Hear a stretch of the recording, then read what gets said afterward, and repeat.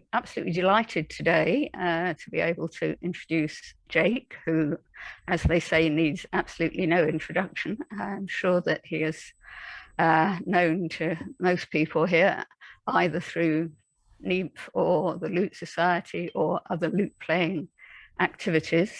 And I think I would really just rather hand over to Jacob to tell us what he has to say, because I think it's going to be rather more interesting than anything I might have to say.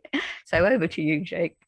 And thank you especially to the people who got up at 4 o'clock in the morning, like Kenneth in Omaha, Nebraska, who's with us. And to those of you who are in Vancouver, where it's 2:30 in the morning, you'll be watching it later on the video, which is very wise. Our topic today is playing Josquin. And of course, inevitably, I'll be talking about my own experience of playing Josquin on the lute. But I want to begin by talking a little bit about the practice of playing vocal music on instruments in the 16th century generally, before talking about my own experience of working on the two Josquin projects. And before the end of the morning, we will take as a sort of case study the 5-part motet in violata, for which I've got lute guide tracks, that is, vihuela guide tracks. It's my colleague Ariel Abramovich and myself playing in a tabulation of the motet for two vihuelas. And since it was sent out to you, I have managed to add 4 clicks so that you know when to start. So you'll hear 4 clicks before it begins. We'll get to that towards the end, and of course there'll be time for questions, and I'm hoping people will have lots, because that's the best way to find out what you're interested in and what you want me to talk about. So let's begin with the general idea of the lute books, the keyboard books, and also to a lesser extent other sources in the 16th century, which are full of what are called intabulations. An intabulation, just to be clear, is usually defined as an arrangement for lute or keyboard of a vocal original piece. Now, it's also perfectly possible to intabulate a pre-existing dance tune, a polyphonic dance, or indeed a fantasy written for 4 instruments can be intabulated for solo lute, or for 2 lutes for that matter. For our purposes today, we're talking really about lute and keyboard arrangements of sacred and secular vocal music. If you look at the lute books and also the keyboard books, particularly in the first 2/3 of the 16th century, you find three basic categories of music. There is the freely composed form, like the fantasy, the ricercar, the prelude, the toccata. The earliest use of that word, I think, is 1536. Those are based on nothing in particular, although, of course, very often fantasies will take a snippet of something else to use as a theme. In some cases, in fact, increasingly in recent years, we've been finding out that particular lute fantasies are not fantasies at all, but intabulations of vocal pieces that had hitherto not been noticed. But basically, the fantasies are the freely composed forms. In the 16th century, especially the early 16th century, the polyphonic fantasy repertoire for lute and keyboard, and other instruments for that matter, takes its inspiration very much from vocal polyphony. In fact, as we know from people like Ganassi, Renaissance musicians in general were constantly striving to emulate the human voice in their playing. If you're playing an ornamented version of a madrigal or a chanson, you would not only play the words, that is, play in an expressive way which is somehow expressive of the words. Your ornamentation could be expressive to illustrate the ideas in the text, and so on. So the purely instrumental fantasy repertoire can be seen as, in a way, as motets without words. It's very much inspired by vocal polyphony. So that's category 1. Second category is dances. The lute and keyboard books are full of dances, not always in every case necessarily to be danced to, but based on dance forms. The third category is the intabulation, the arrangement of a sacred or secular vocal original, usually from within a decade or two of the time of the lute or keyboard book, because composers, with the exception of Josquin, interestingly enough, were not generally preserved for long, were not generally remembered for long in the instrumental books. Josquin turns up as late as the early 17th century in England, so he is a notable exception. Now, what's very interesting to me, and was particularly interesting when I was thinking about what to do next in the late 90s, when I started thinking about my first Josquin album, is that these books of lute and keyboard music, the largest proportion of space in those books is actually taken up by intabulations. It's remarkable because, and I was amazed to discover this, because intabulations, especially then in the late 90s, were not well represented on lute recordings or in concerts of lute music. So if you didn't know better, you might think they were a rarity, in fact. That's true even now, but to a lesser extent. I think more people are playing intabulations. So why might this be? Why do lute players tend not to include many intabulations in their performances? I think there are all kinds of reasons. One is that they're somewhat out of context. Of course, if you're playing an intabulation of Josquin as a lute player in the early 16th century, you're playing a vocal original, which is probably familiar to the listener, and part of the delight of hearing it is recognizing it through all that ornamentation or through all that variation.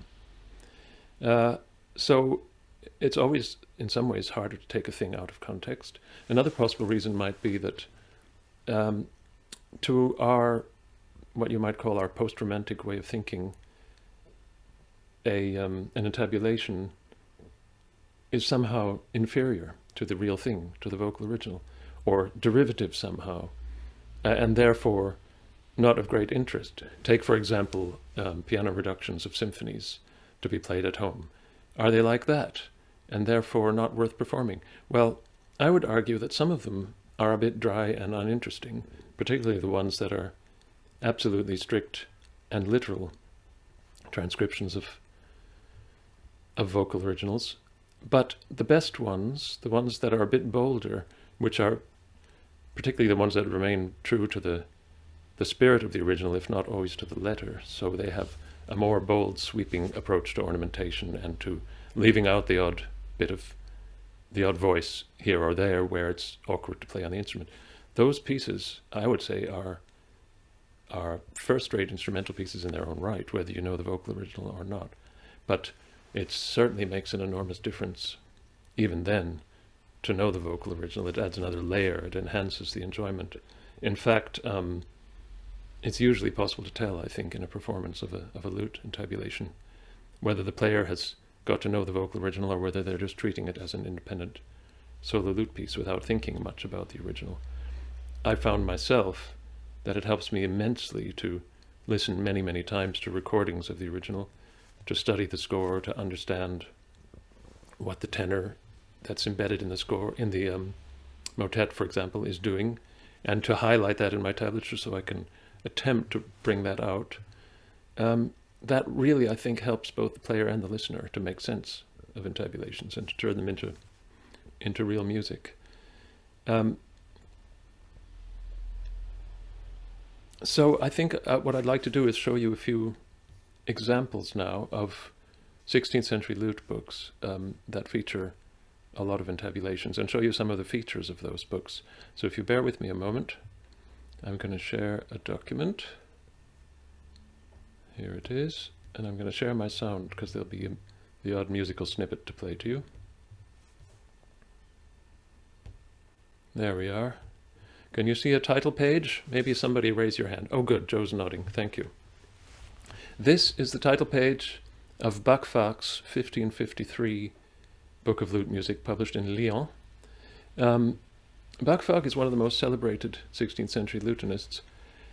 He was a bit notorious because his music is difficult to play, but he's also one of the finest intabulators, and he was Transylvanian, although from a German-speaking part of Transylvania, and he was at the Polish court for many years. He traveled widely around Europe. if indeed he played a lute of this size, he must have been quite a virtuoso, because that's a rather large lute, and his pieces involve rather enormous stretches. So no wonder there's a Hungarian saying which says, after Buckfuck, don't bother to try to play the lute. I paraphrase.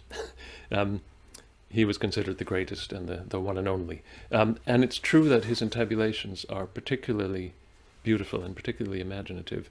I want to show you the table of contents of this book to give you an idea. This is 1553, as I say. It starts with the polyphonic Ricercars, and then he organizes it neatly by category. So you have a series of motets by leading composers of the day, as you can see, many of them French composers, in fact, all of them French composers. And then you get to madrigals. Well, first you get chansons, again French composers, and then madrigals by Arkadelt and Verdelot. And the thing I wanted to draw your attention to especially is that this book ends, the ultimate piece in the book is Ultimi miei sospiri, the wonderful 6-part madrigal by Verdelot. I've recorded this in tabulation elsewhere. I think it's just a gentle reminder of Buckfuck's sense of humor that he likes to end the book with a piece called Ultimi miei sospiri. Now this is a piece from his second published book, the Krakow Flute Book, 1565, is it? Yes, 1565. This is the beginning of his intabulation of Faute d'Argent by Josquin, a great 5-part chanson. It's a song about not having any money.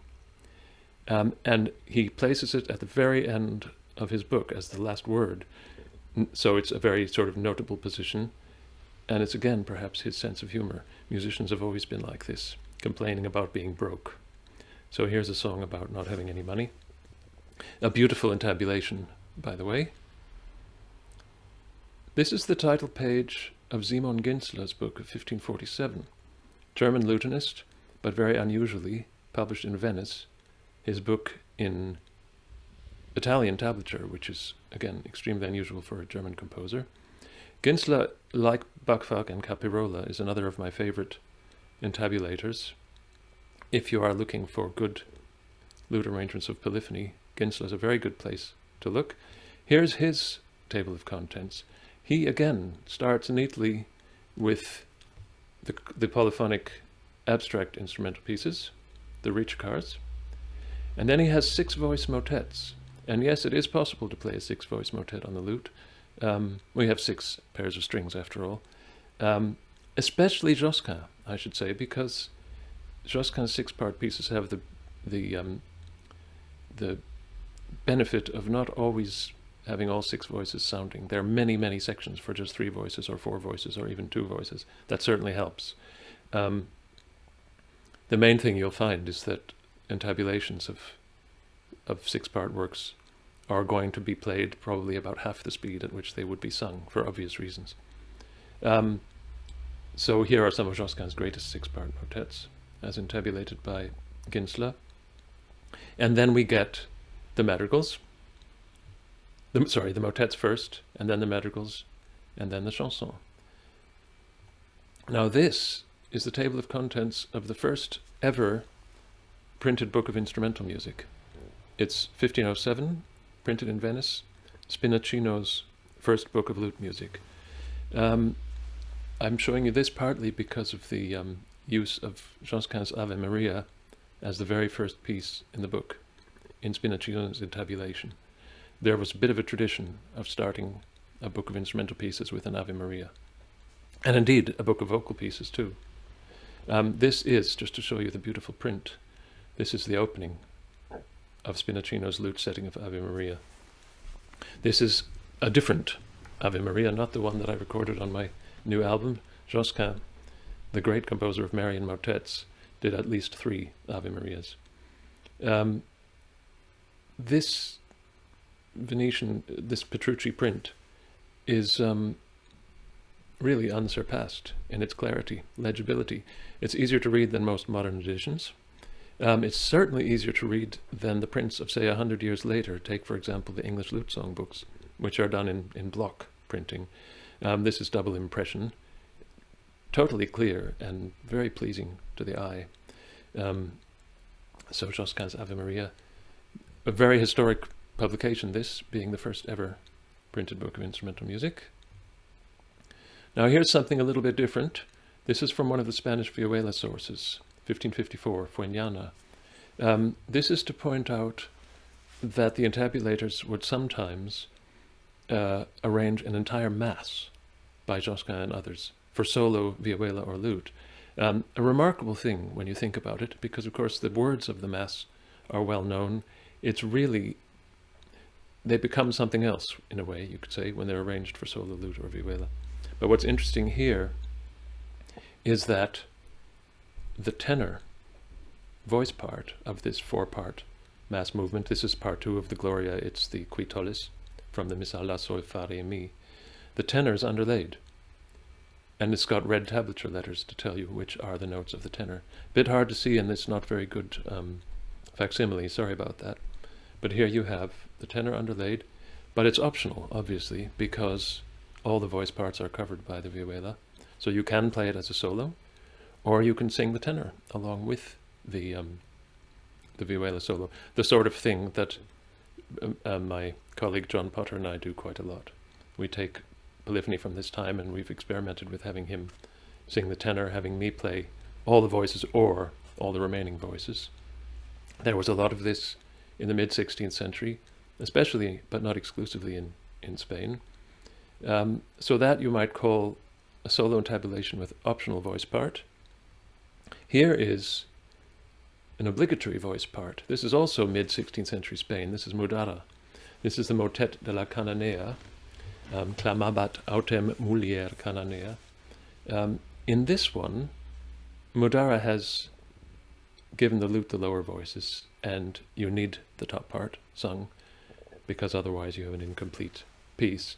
And I'm just going to play you a little snippet of Catherine King singing the beginning. Somebody nod if you can hear the music.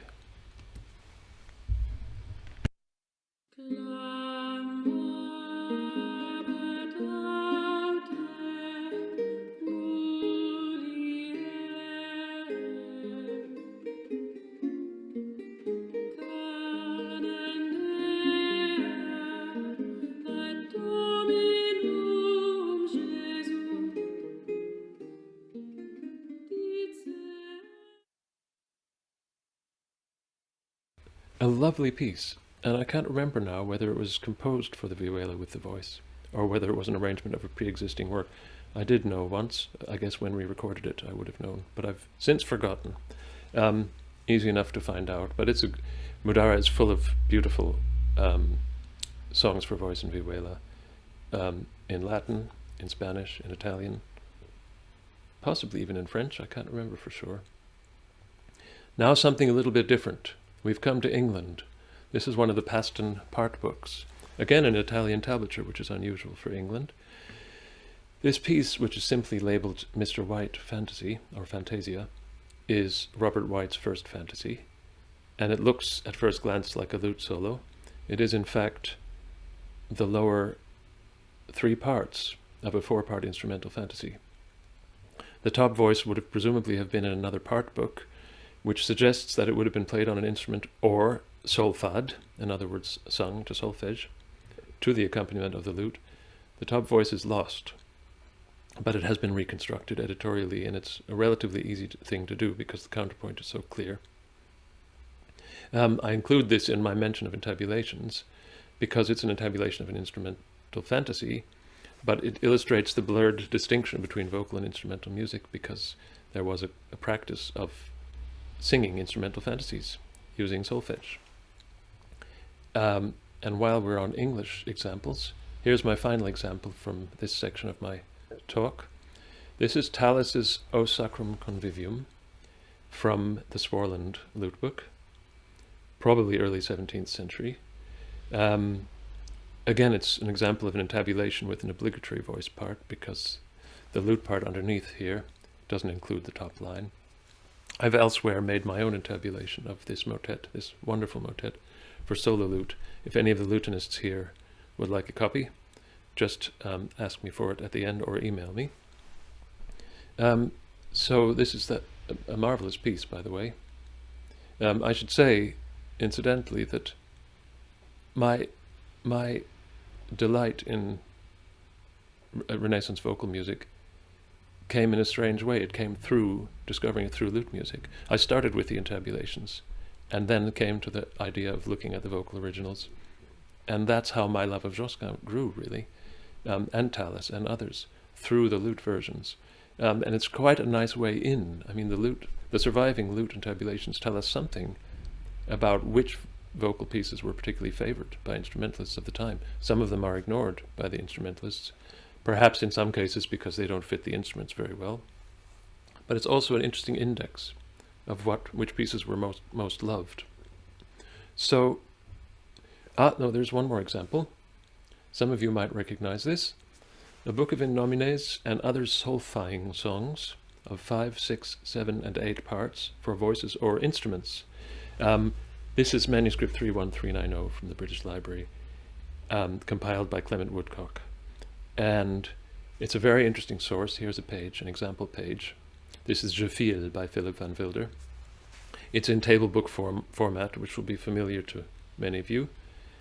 And the manuscript consists in a great part of vocal music, but there's no text whatsoever underlaid. And he makes it clear on that title page that the pieces are to be solfad or played on instruments. So this is effectively an example, again, of playing vocal music on instruments, but again also an illustration of the blurring of the distinctions between vocal and instrumental music, because you can sing purely instrumental fantasies using solfege, and it was used, for example, for training choir boys. This is a marvelous manuscript with a fantastic collection of in nomines and other repertoire. So all of that, really, by way of telling you a little bit about the 16th century practice generally.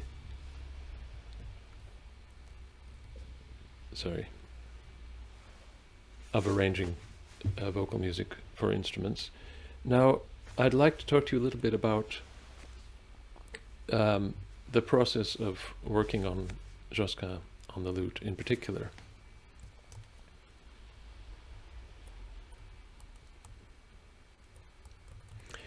In the late 90s, when I was thinking about what to record next, that was around the time when I was exploring intabulations a lot, and I started to think, well, what do record companies like? They like single composer albums. Well, if you're a lute player, an album of Buck-Falk perhaps does not have great selling power, or an album of Capirola, names that aren't generally known outside the lute world or the early music world. Well, an album purely of Josquin for lute has great selling power because the name is so well known, the music is so well loved, but it's Josquin with a difference. It's instrumental Josquin. A great way of spreading the word a bit about this neglected form, the intabulation. But also there's plenty of variety, because you can look at intabulations in a program of Josquin for lute, purely Josquin for lute. You can include intabulations from Italy, Spain, the Low Countries, England, most of Eastern Europe, Germany, lots and lots of good Josquin intabulations from Germany. So you get various styles, various composers, ranging from circa 1500 to the late 16th century. So you have both unity and variety. By the way, I think variety in lute recitals is an interesting topic. In the early days when I was doing recitals, I used to try to include as much variety, as much contrast as possible. So a melancholy fantasy or intabulation, a lively dance, constantly trying to change the mood to keep the audience interested. And a common theme was that after concerts, people would come up to me and say, "Oh, I love the lute, it's so relaxing." And I thought, well, okay, if the lute is relaxing, whatever I play, either there's something wrong with the way I play the lively music, or I could just forget about being obsessed with contrast and let the lute be the lute. And, you know, if you go to a concert to hear Schubert's B-flat piano sonata, the D960, that beautiful, beautiful first movement which goes on forever, Why can't a lute piece last 20 minutes, as some intabulations do? Why does a lute piece have to last 2.5 minutes? Why does a lute recital have to be constantly throwing contrasting moods at you, especially when the audience apparently doesn't notice and thinks it's all relaxing? I'm sure that's unfair, but it seemed to be a common theme. So the first Josquin album I made is really a mixed bag. It has chansons, it has motets, it has mass movements, all by 16th century, great 16th century composers. And what sort of ties it together is that it starts and finishes, plus has a sort of sandwich piece in the middle, all three of which are 6-part motets, great 6-part motets by Josquin, intabulated by some of the great composers. The first one is an anonymous German intabulation of the Christmas motet, Praeter Rerum Syrium. The one in the middle is Benedicta est Celorum Regina, as intabulated by de Rip, which is a very, very beautiful piece. And the disc ends with the Paternoster and Ave Maria by Josquin, which Josquin himself stipulated should be sung in his memory annually. And that's intabulated by Ginzler. The second Josquin album, which came out this year for the 500th anniversary of his death, and which is separated from the first by a gap of 21 years, takes a slightly different approach and seemed to me to be a natural way of following up on what I did with the first Josquin album. Instead of having a mixed bag, I chose to concentrate on Marian motets. And of course, arguably, some of Josquin's finest compositions are the Marian motets, along with the masses. I also chose to do another thing that was different. Note from Joe, do ask questions at any time. Put them in the comments, and Joe will compile them to go through at the end. Sorry, I forgot to say that thing. Thanks, Joe. So the second Josquin album is very different. It focuses entirely on Marian motets, no secular music. There's also a snippet from a Marian Mass, I should say. The other thing that's very different about the second Josquin album is that I made the decision, perhaps brave, perhaps foolhardy, to include some of my own intabulations. Now, I think that requires a tiny bit of discussion. Why include my own intabulations when the lute books are full of wonderful 16th century ones? Well, partly because I've been immersed in this stuff for decades, and I'm starting to get a sense of how intabulations work. And I've made many, many, many of them myself over the years. By the way, intabulating a vocal work for the lute or the keyboard is a fantastically useful way to learn to understand the vocal original from the inside. So we can learn so much about compositional style, about polyphony, about counterpoint, by taking a piece apart and putting it back together as a lute piece. So I did it because I've been doing it for a long time, and isn't that what musicians do? They do their thing. I also did it because it's what lutenists of the 16th century did. In fact, it's worth asking, what did a lutenist in the 16th century do? Well, they would have rarely played other people's music, I think. One thing they did a lot of was improvising on grounds of the day, or if they were good, improvising contrapuntal music. Another thing they would do would be to sort of raid and plunder the vocal music and turn it into lute music. There's this idea of authenticity, which I would argue is defined as being true to the music, but also being true to yourself as a musician. Well, I prefer anyway the expression historically informed performance. I don't think there's anything more historically informed than entabulating music and having a go at it.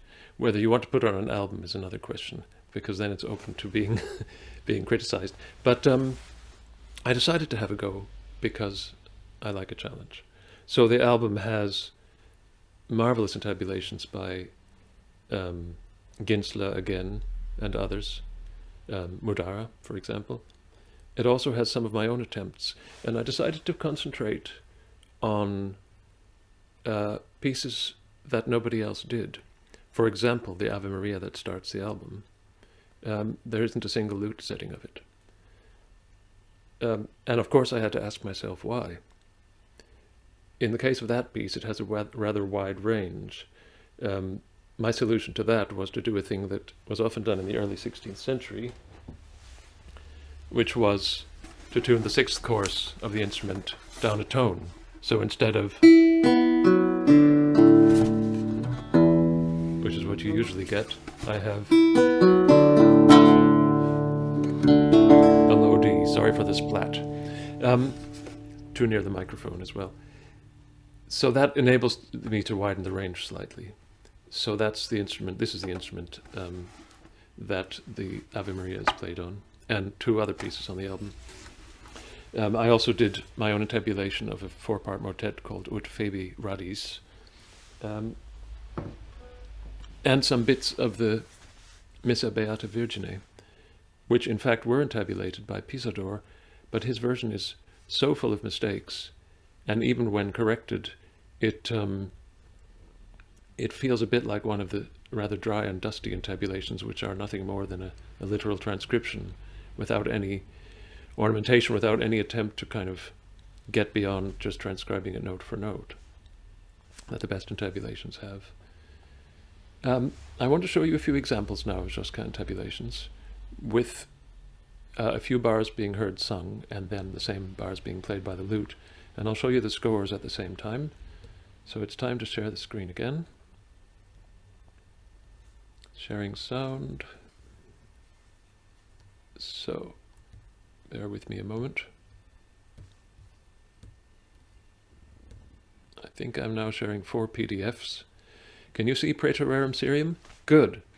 This is the thing that starts my first Josquin album. It's a Christmas motet, 6 parts. The tenor that weaves its way through it is this very simple and very beautiful tune in triple time.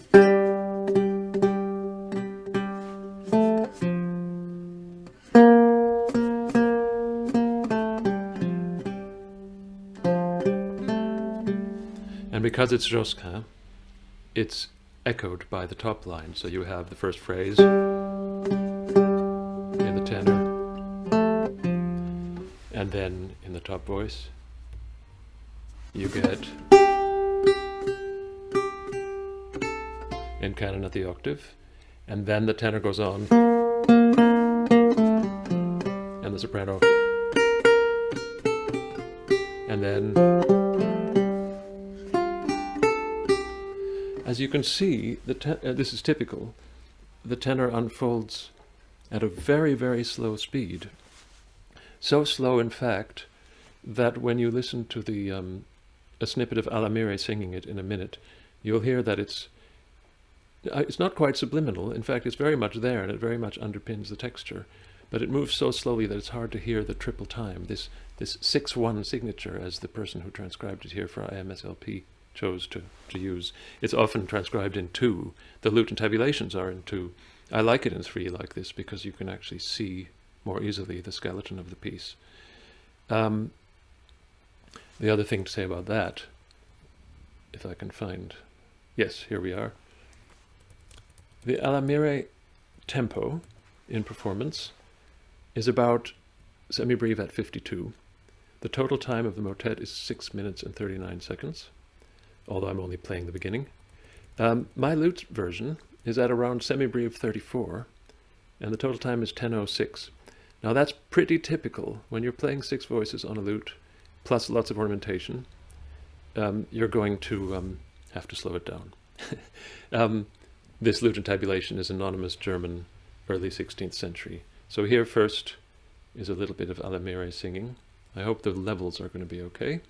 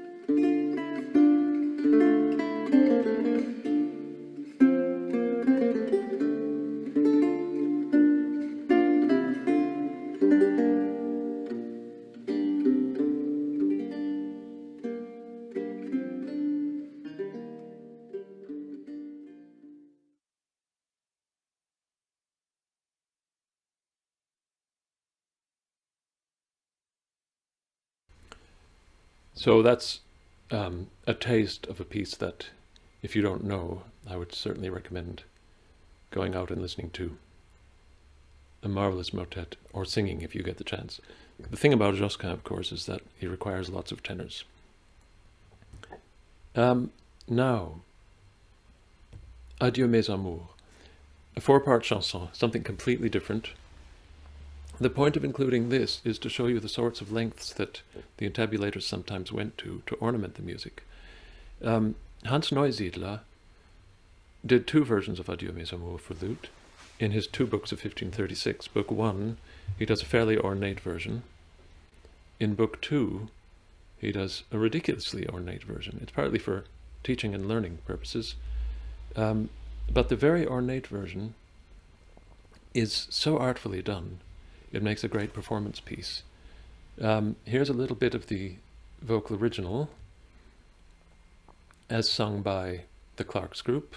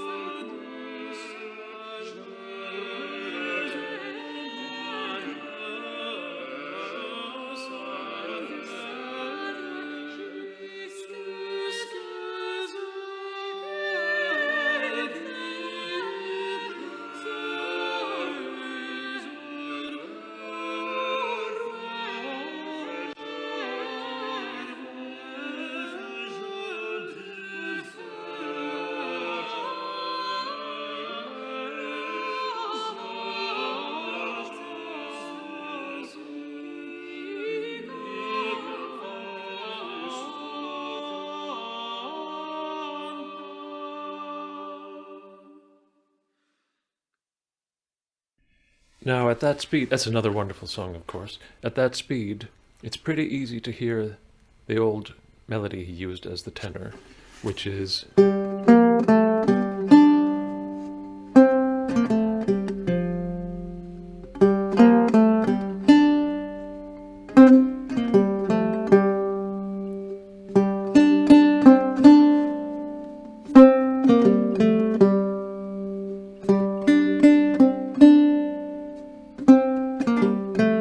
and then it returns to the opening.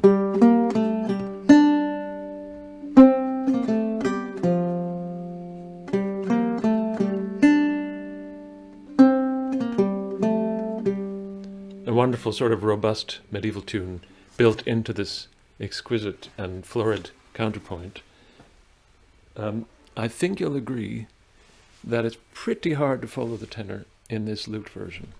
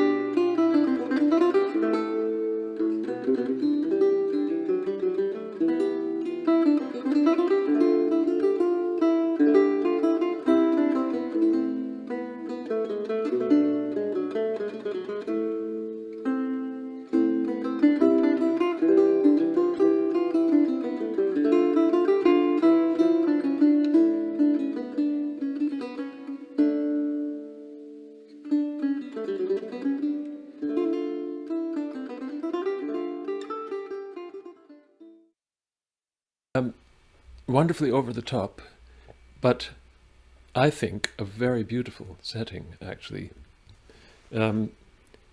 Incredibly expressive. And if you were following the score carefully, you will have seen that that he's quite free. I mean, he follows it bar by bar, and the general contour of it, but he does alter the counterpoint. He leaves out the alto line sometimes, and he's bold enough to aim for, you know, the side of being true to the spirit of it rather than to the letter of it. But I think it's a wonderfully expressive performance piece for lute. And actually, listening again, yeah, the tenor is very much there. It's just a bit slow and unsingable at that speed. So now we have Salve Regina as a musical example, and I want to play you a little bit of the very end of the third section of the five-part Salve Regina. Josquin being Josquin, the Salve Regina plain chant is in there throughout, in canon. We have first a rather lovely performance by the Taverner consort, Andrew Parrott, singing from about bar 144 here. You can still see a score? Good.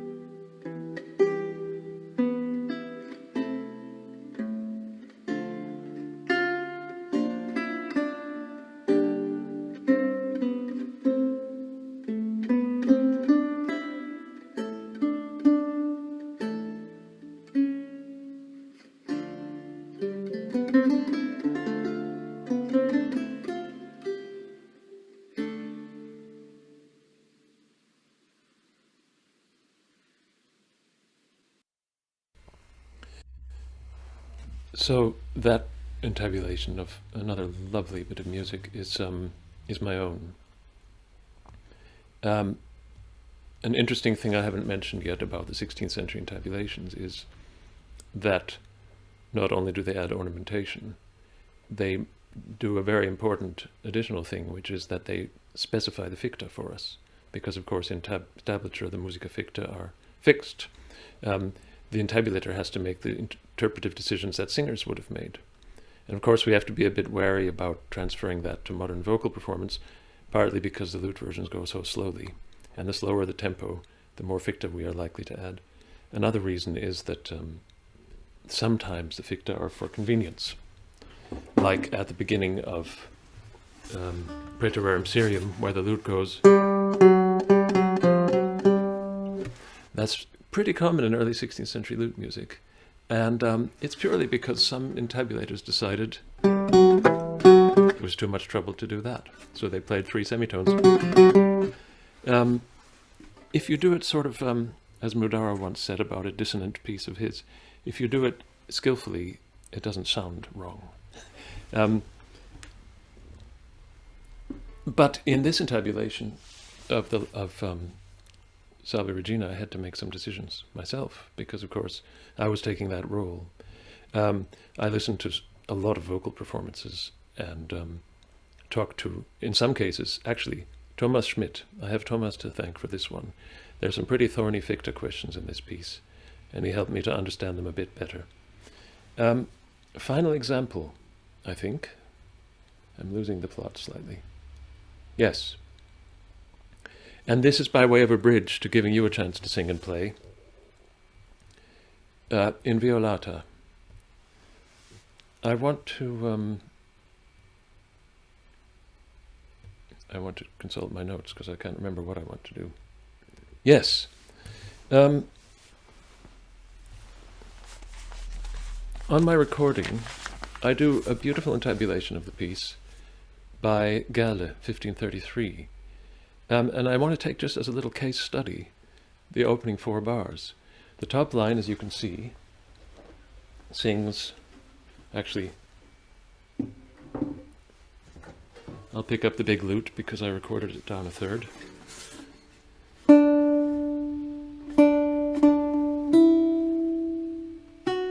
Now this is to illustrate some of the difficulties that lute players face when they're creating intabulations. In violata, you can see that the 3rd bar is sort of the accented syllable, isn't it? And that it then disappears into ta at the end. Now, how would an intabulator deal with that? 2 problems for a lutenist. One is that those very long note values have to be repeated. So repeated notes are a common thing. The other is, of course, ornamentation. But this is kind of a good illustration of why it's helpful to know the vocal original really well, and in fact to underlay the words under your tablature, which is what I do, so that I can try to play the words. What does Galle do with that phrase? Which, by the way, is repeated in the bass. He does this.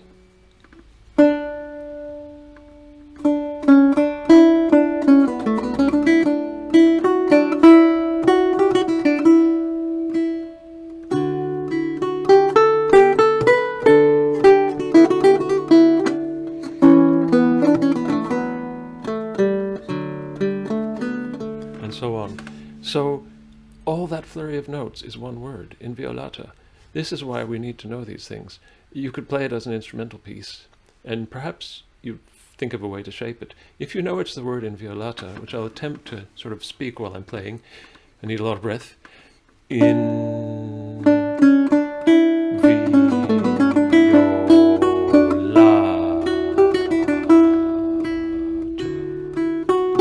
That can help me a lot as a player, to know what to do with all those notes, and to make it sound not like a bunch of notes, but a vocal line. Here I have Susanne Appel, my wife, to thank, because when I was trying out these pieces on her in 2016, when I first began the process of recording this album in bits, I would play her the intabulations, give her the score, and she'd say, "Oh, you can't put a gap there because you're in the middle of a word," or "No, you're accenting an unaccented syllable." She really helped me with seeing how to play the words. I hope that her influence shows a little bit in the performances on the album. So some of you will know this because you've been looking at the music that was sent out to you.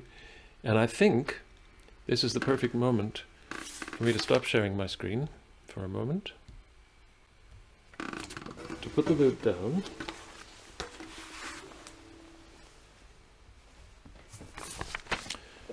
to consult the timetable. I was hoping that by about 11:20 we'd start on this, and we're at 11:24, so that's good. What I'll do, I suggest, because Inviolata is in 3 sections, a long one and 2 short ones, that we maybe do the first section a couple of times, and then see how the time looks. I would have thought we should start Q&A shortly before 12, in case some people have to disappear. But of course we can go on a bit with the questions even beyond 12 o'clock if people are willing. So what I'll do is share the score, although many of you have printouts of it, I hope. I'll also share a broadcast to you the 2 violas playing all the voices with a click, 4 clicks at the beginning, so you'll know when to come in roughly.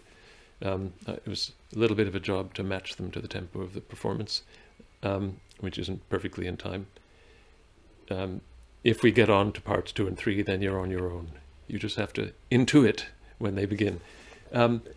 So, of course, you'll all be muted, which means all you'll hear is the guide track. Good night, Brett. Thanks for coming. So I should just repeat, really. I showed you an example by Fueñana, where we have an instrumental version of the piece.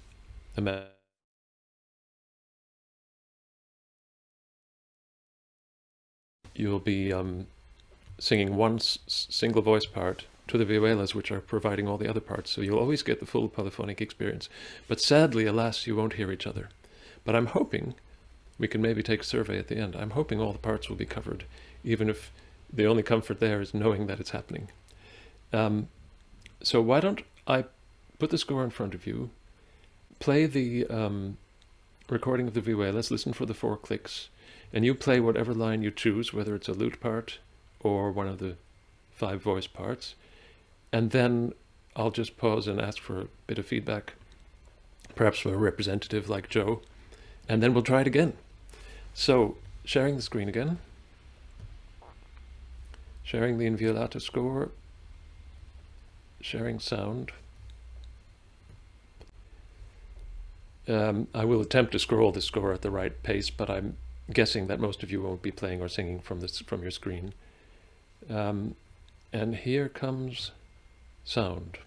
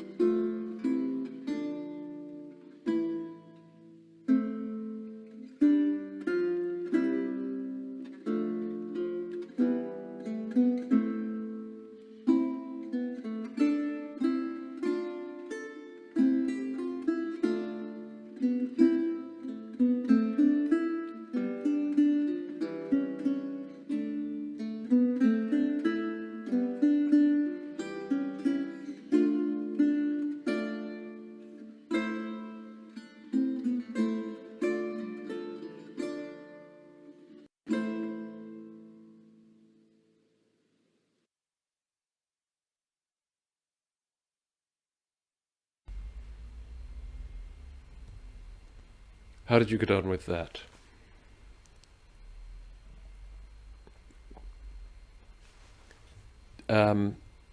Joe, do you think we should just have another go at that much again? Yeah, why not? Okay, let's do the same again. Does anyone have any urgent questions or problems they want to flag up before we do it again? Oh, thanks, Nina. I should say, by the way, that the lute duet version, it's my intabulation, is from a different source, a different manuscript source of In Violata. So you will have noticed some tiny differences in rhythm and occasionally in melody. But I think I made to the ficta in your editions that I prepared for you the same as the lute version. So I hope there weren't any horrible clashes. If there were, of course, only certain individuals will know about them. So let's share the screen again and do exactly that much music again.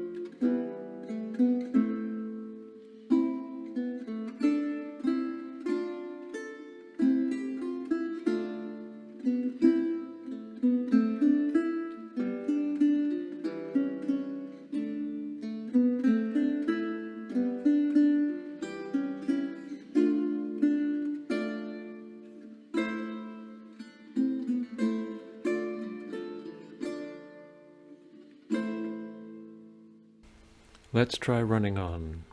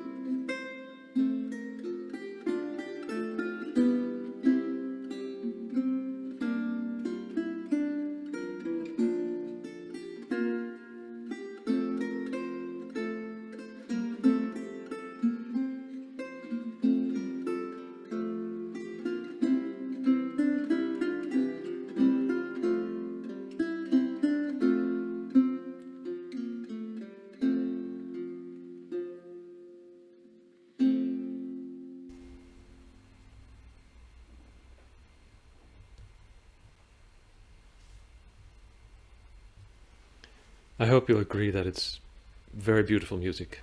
And I hope there was some enjoyment in being able to play or sing a part. I see that there, in some cases, you are in pairs, which means, of course, that you got to do two parts along with the vihuelas. I'd be very interested to know from people what sort of experience it is to have of playing, particularly an inner part like the tenor, with all the other parts covered instrumentally. I think Josquin is good enough and interesting enough so that any of these parts is probably quite satisfying to do on its own with the accompaniment of instruments on the other voices. And of course, if you were lucky enough to be on the tenor, either of the two tenor parts, the one in canon with the true tenor or the tenor itself, you would have been doing the Inviolata plain chant very, very slowly. So, Joe, what do you think? Is it worth doing a run-through of the whole lot without stopping, all three movements again? Would people like to have another go? Sounds like a good idea. Okay, there isn't much I can do in the way of saying that was lovely, but the third soprano was out of tune or anything like that. So all we can do really is try it again. So here we go.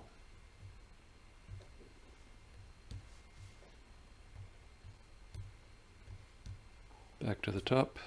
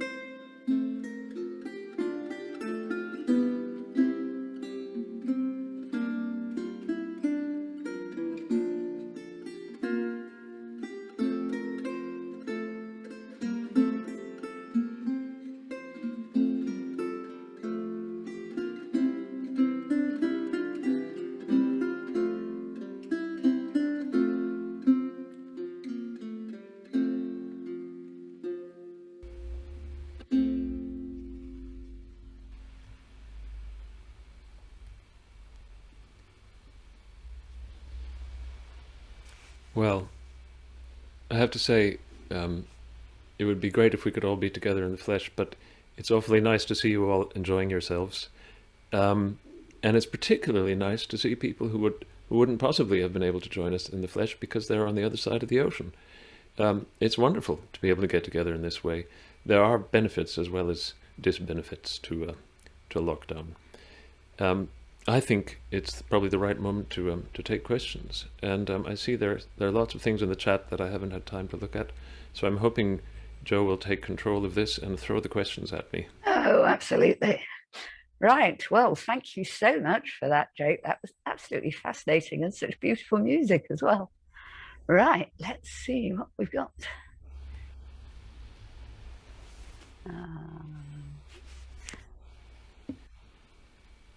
Okay, so one very specific question at a very early stage from Charlotte Harford about the Fueana manuscript. Where is it kept? The Fueana book. Yeah. Yeah. It is a printed book rather than a manuscript. It's an enormous one. Off the top of my head, I can't remember which library it's in, but I have a facsimile right here. That's how big it is. And this might tell me where it's currently found.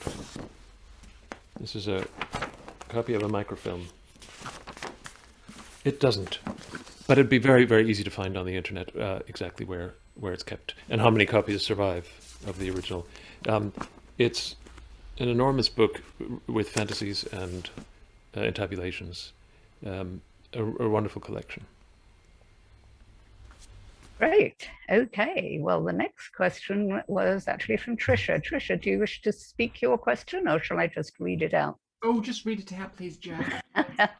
Okay. Tricia says she's not overly familiar with the lute, but she had understood that early tuning systems weren't that standardized, whereas tabulation implies a tuning standard. Can you sort that one out for her? Yeah, that's a good question. The lute in the 16th century had a fairly standard way of being tuned in relation to itself, but not necessarily in relation to other things. In other words, the lute came in many different sizes, and the instruction books say things like tune the top string to nearly breaking point, and then tune the other strings intervallically. Of course, when you're playing solo intabulations, it doesn't matter. And on my recordings, I've done some of them on lutes in G, which is tuned the same as a tenor viol. The early 16th century lute would have had octave strings on the 4th, 5th, and 6th courses. But I also chose to do some of them on the larger, more resonant lute in E. That's the one that I tuned the 6th course down a tone on. That's one of the quite standard variant tunings, which enriches the sound quite a lot because it adds an extra bass note. So I guess the answer is the Renaissance lute does have a standard tuning, but it is a tuning that refers only to itself, i.e. if you're going to tune with other instruments, you have to agree amongst yourselves, and you have to ideally have a collection of lutes, so you can choose a lute of the right size to fit the voice of the singer, or indeed the pitch of the organ or the recorders or the viols or whatever. Thank you very much. The next question is from Simon Lambert. Simon, do you want to unmute yourself? Yes, thanks. Yes. Hi, thank you, Jacob. That was very, very interesting. Just wondering about how you found the treatment of dissonance in original intabulations, because I have a slight feeling that lute intabulations tend to smooth out some of the dissonances in the original. Do you have any comments on that? Hi, Simon. Nice to see you. I think they do sometimes smooth out the dissonances. That's for a number of reasons. Sometimes, I mean, typically, the sorts of dissonances we're talking about are things like semitones sounding at the same time. That's difficult to do on a lute because of the tuning of the lute being tuned mainly in fourths. Although, of course, it is possible, and you do get instances of, for example, that sort of dissonance.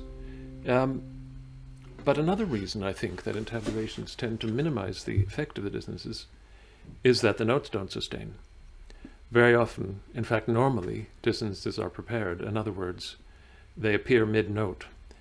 A note which is consonant with the other notes in the chord is held across into a new harmony where that note in the new context becomes dissonant, and then it resolves. Now on the lute you can't hold anything, you can only repeat. Even lutenists were musical enough to avoid unprepared dissonances, so you don't tend to get strong repetitions of dissonant notes on the downbeat, which means it does slightly minimize the effect, and there's nothing like the wonderful crunch of a dissonance when it's done by voices or sustaining instruments. It requires quite a lot of skill in playing them to sort of do your best to bring them out, and it's a little bit of a limitation of the medium, really, that they don't feature in the same way that they do in vocal performances. I hope that answers the question.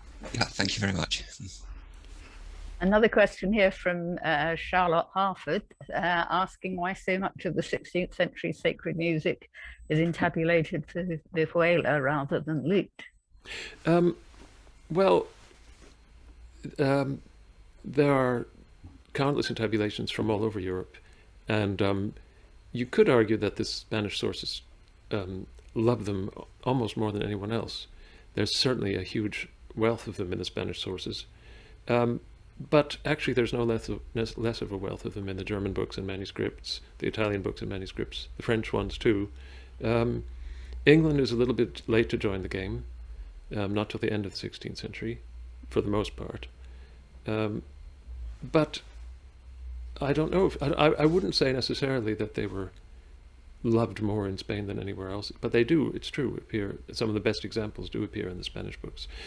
Why they particularly love to do whole masses, I don't know. There are a couple of Spanish vihuela composers who chose to document whole masses by Josquin in the form of solo entabulations. That may have been a compositional exercise. Some of them are very beautiful to play and listen to, I think. But that, I'm not sure you find that anywhere else, other than in Spain, it's true. Interesting. Thank you. Right, next question is John Bryan. John, do you wish to ask this for yourself? Yes, thanks, Jake, for a wonderful survey of the whole process of intabulation. And I found myself agreeing with so many of the things you said about being more open to different ways of performing music, I think, of thinking of apparently instrumental music being sung and playing vocal music and so on. My question was about your own intabulations and the ornamentation that you've ended up developing in them. Is there a discernible Jacob Heringman style of ornamentation that's developed in your work in these pieces?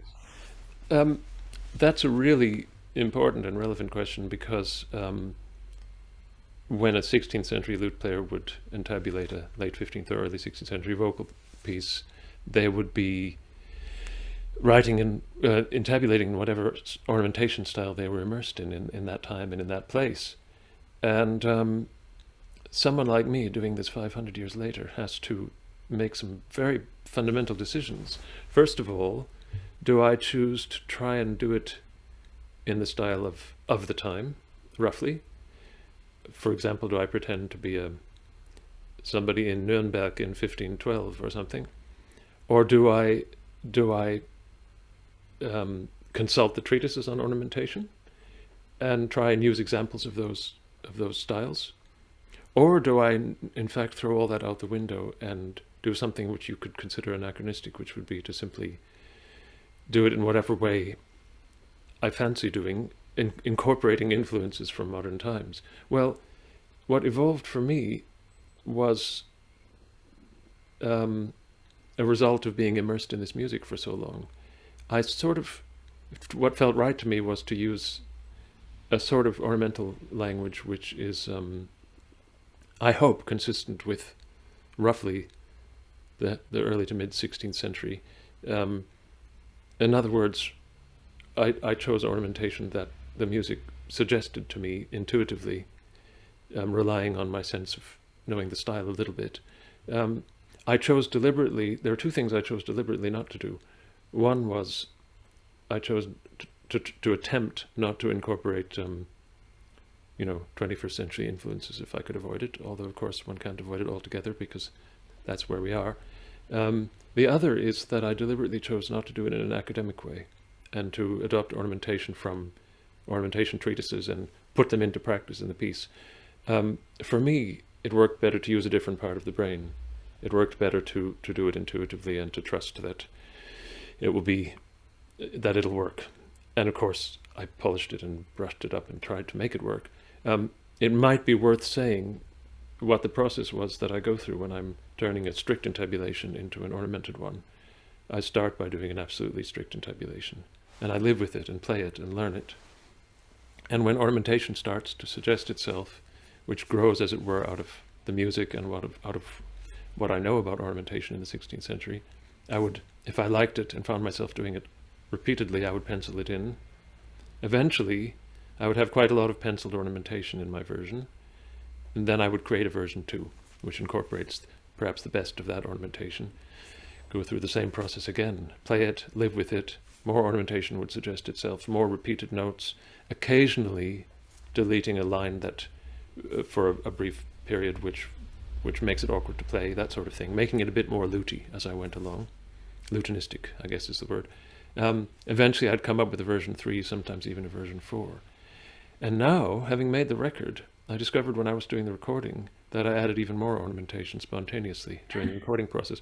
So I've now created what you might call a final, well, I wouldn't call it final at all, a new version based on the recording, where I incorporated what I heard when I played back the record. Because people have been asking me for copies of the music. By the way, lutinists, if you want copies, just send me an email. So that process partly is what determined the style of ornamentation I ended up with. It was a sort of organic process of letting it grow out of the music and more or less trusting that the ornamentation I used would be hopefully vaguely historically appropriate, although I would leave it to others to say whether it is, and also whether it sounds more German or more Italian or more French or anything like that. As I say, it seems to me that when I try to use that part of the brain, it slightly cuts off the creativity involved in evolving my own version. So I choose to do it in a more intuitive way. Should really be American living in England for a long time style.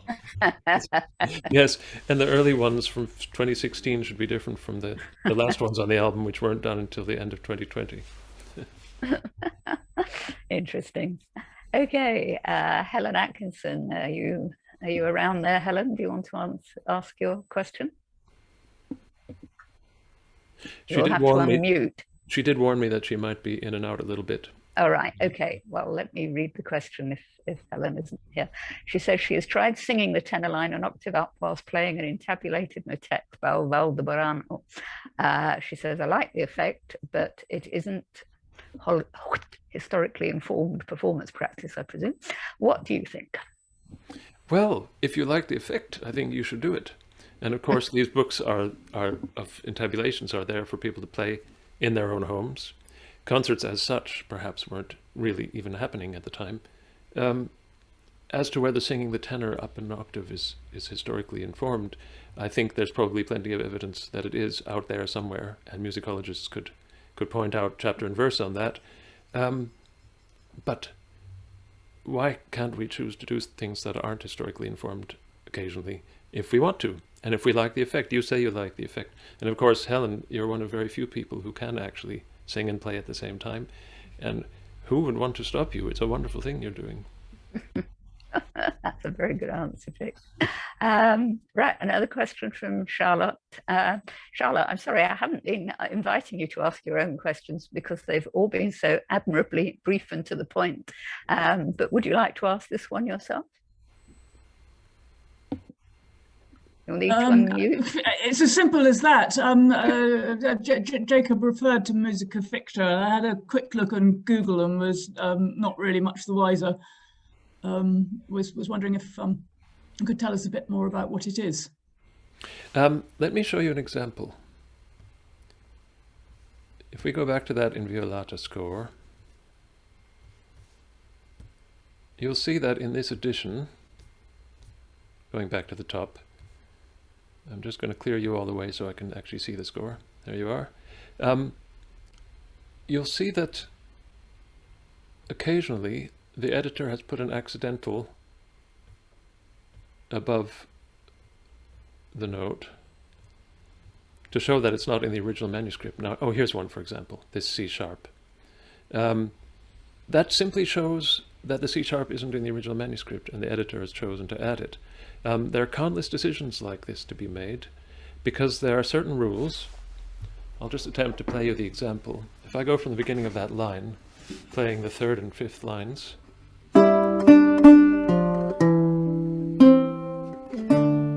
it's a standard cadential formula where it was common practice to sharpen the C. The difficulty is that there are many, many places, like take bar 59 there, where you have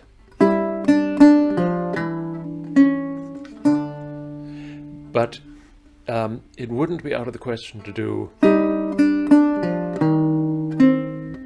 So what I did there was to flatten the E's instead of sharpening the C.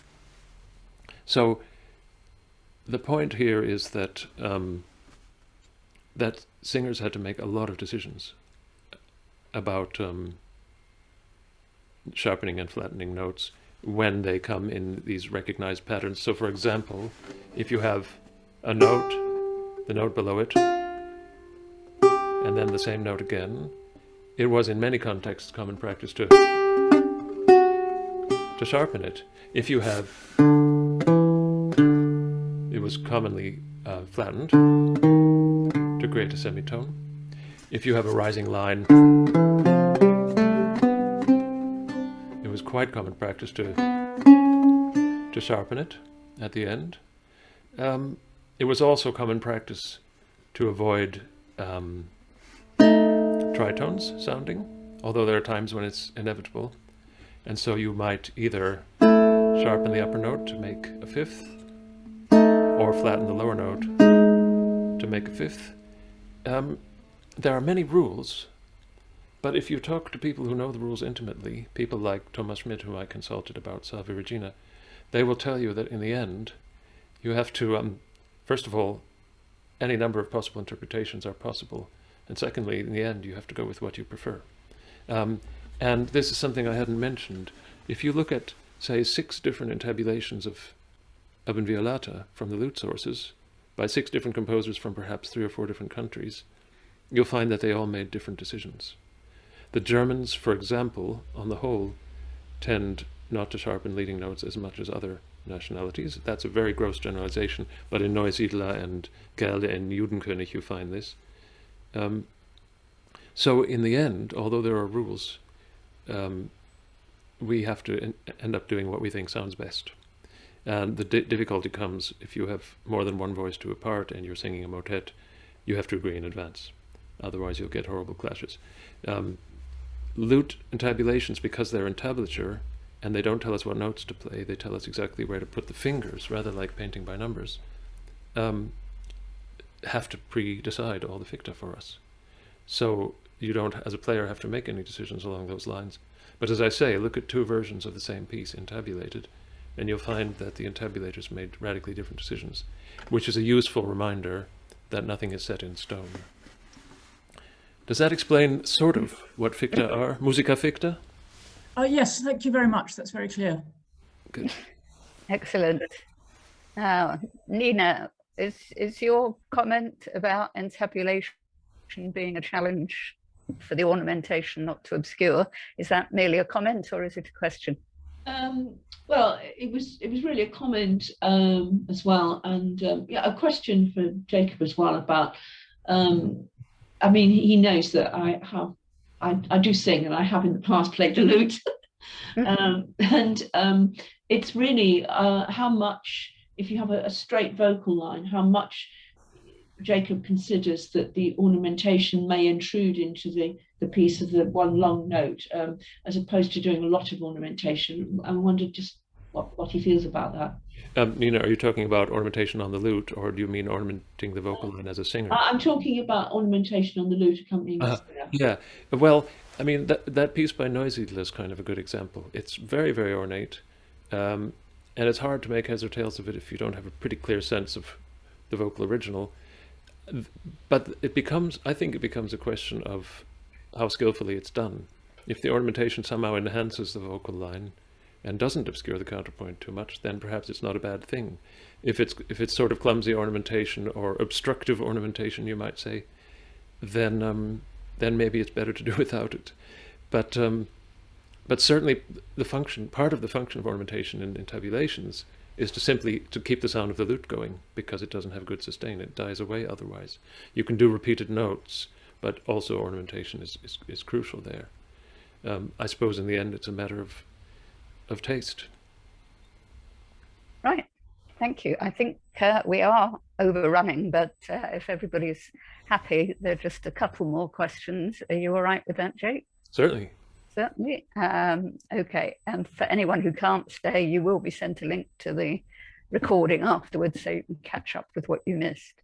So Thomas Monk has got a question about the Bird Fantasia #1 for 6 files. Thomas. Sorry, Jake, it's taking you slightly in the reverse direction, and I hope you'll forgive me for doing this.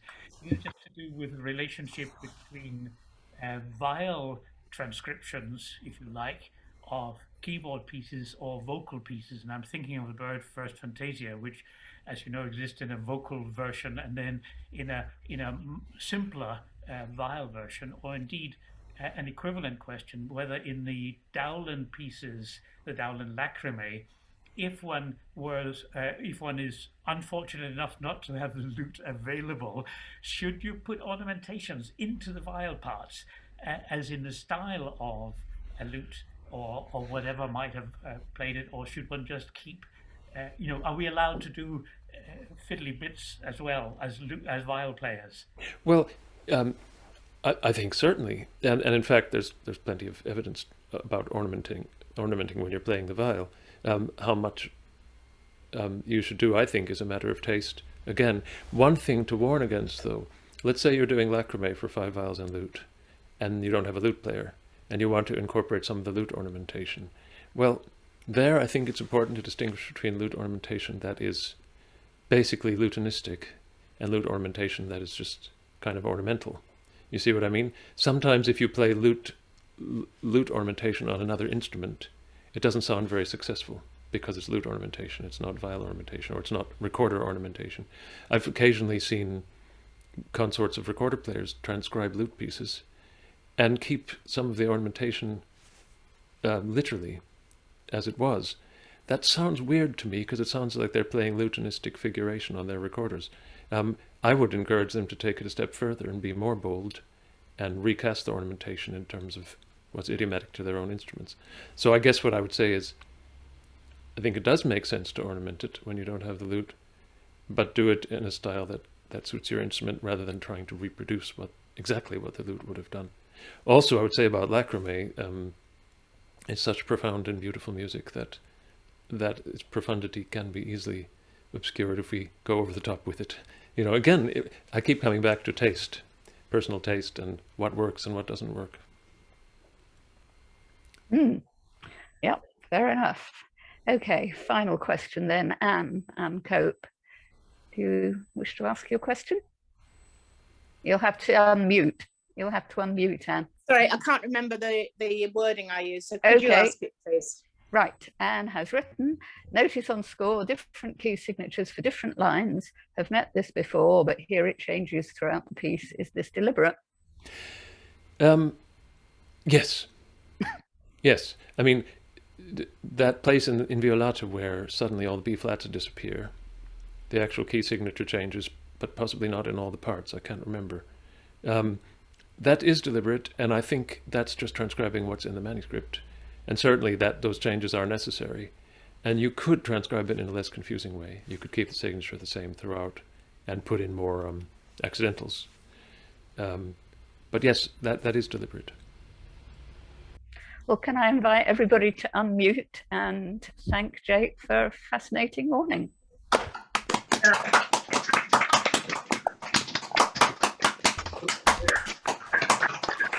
Thank you for the time you spent. Thank you, Jacob. Oh, thank you. And all that detailed work you've done. Thank you. Well, I hope that that it will encourage you to to seek out some of this fantastic music. Yeah, yeah, absolutely. Not to buy my album, but to sing some Josquin. And of course you can buy the album. I'll buy the album. As I said before, if anyone wants these lute solo intabulations of mine, yes, please, me. Please. send me an email to remind me. And if you don't have my email address, What's your email address? just through my website. There's a contact form on the website. Okay. And the best thing is we can now let Kenneth go back to bed. Except by now it's 6:30 in the morning, isn't it? Or something like that. Probably too late. Breakfast time. Right. Well, thanks.